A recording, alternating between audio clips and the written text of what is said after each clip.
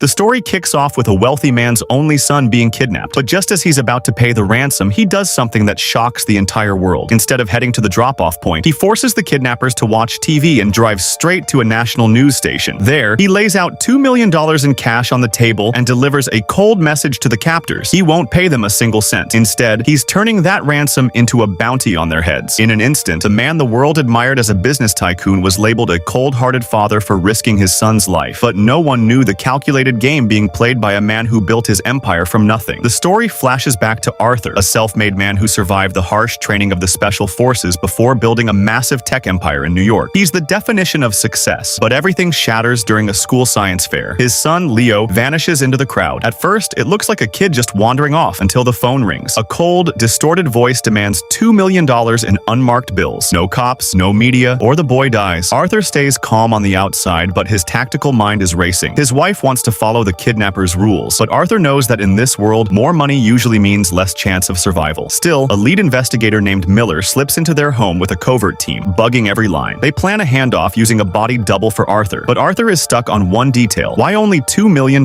With his net worth, the demand is suspiciously low. He realizes this isn't just a kidnapping, it's personal. Meanwhile, at the hideout, a young man named Jax is looking after the boy, feeding him and cleaning his wounds. He clearly doesn't have the stomach for this, but his older brother and their mysterious boss have no intention of letting Leo go. Soon, the mask falls. The mastermind is actually Detective Vince, a high-ranking cop. The very man people should trust was the one pulling the strings. The time for the trade comes, and Arthur decides to go himself. He's led through a series of bizarre tasks, diving into a public pool to find a key, changing clothes, and switching cars. He follows every lead, but the police still lose contact. When they find the money bag, it's empty. That's when Arthur realizes if he pays, his son is a dead man walking. That realization leads to the ultimate gamble. His live TV broadcast wasn't just an outburst of rage, it was a strategic masterstroke. The tables had turned. The kidnappers were no longer the hunters, they were the hunted. Every person in the city was now looking for them to claim the bounty. Vince realizes that if the boy dies, the bounty dies with him. He starts to choke under the pressure of his own plan. But Vince is a predator. He executes his own crew to wipe his tracks and stages a rescue. He emerges as a hero, bringing Leo back and gaining the world's praise. But the truth can't stay buried forever. When he walks into Arthur's home to claim the reward, Leo's reaction says it all. The boy freezes in pure terror. That's the only signal Arthur needs. The final game begins, not with a shootout, but with a psychological trap. Arthur stays eerily calm and invites Vince to the bank to finalize the check. On the way, he uses a covert code to alert the authorities. When the moment is right, Vince is cornered. He tries to fight his way out, but his luck finally runs out.